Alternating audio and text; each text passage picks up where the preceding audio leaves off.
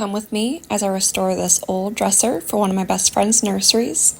This is actually her dad's dresser from his childhood, so this is really fun to restore so that she can keep it in the family.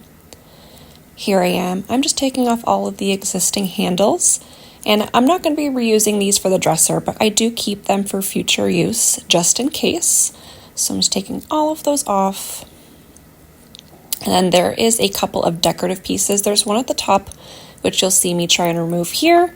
I had to kind of wriggle this off because it was nailed in there pretty good, but I'm just taking that off to give it a more modern look.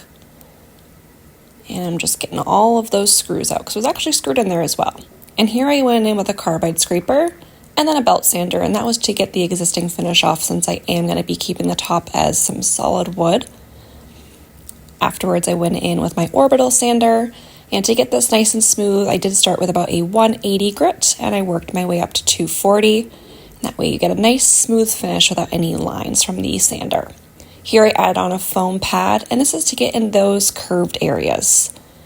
And then you can see me struggle to turn it on, struggle with one hand, and that is just so you don't dent the wood or sand it down to a flat surface.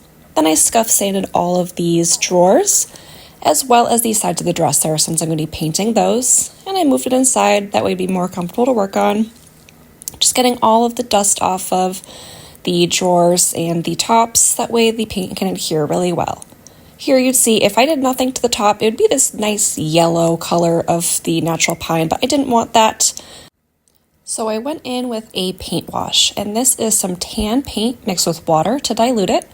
And I brush it on there with a foam brush, and this is to really neutralize that yellow. As you can see, much less yellow. And then afterwards I went in and sanded this because the water does raise the grain, so it's to get nice and smooth. Here on both sides of the dresser there was some splitting in the wood, so I had to fix that way it would get nice and smooth. So I applied some 2-step Bondo to that, let it dry, and then I went in and sanded it and make sure it was nice and flush. Also had to fill in some of the screw and nail holes from that piece I removed earlier. And then I got to go in with this paint color. This was a beautiful sage green, which was to match the walls of her nursery. This has been very in this year. As you can see, I applied that to the body of the dresser and as well as the drawers.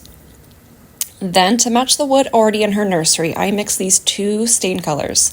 This was an early American and also dark walnut, and these are both water-based. I also watered this down to make sure it wasn't too dark and applied that to the top, which I loved the outcome of. It matched perfectly. Then I went in with a poly, and I went in with a few coats of this with a foam brush to really make sure this was nice and durable and was going to last. Here are the handles that I picked out, just nice and simple. Then I went in and I waxed all of the drawers and the drawer slides to make sure everything slid really wonderfully and didn't stick. And here is the finished piece. I absolutely loved how this came out. It was so cute. She loved it, I loved it, and I'm really glad I got to be able to do this for her.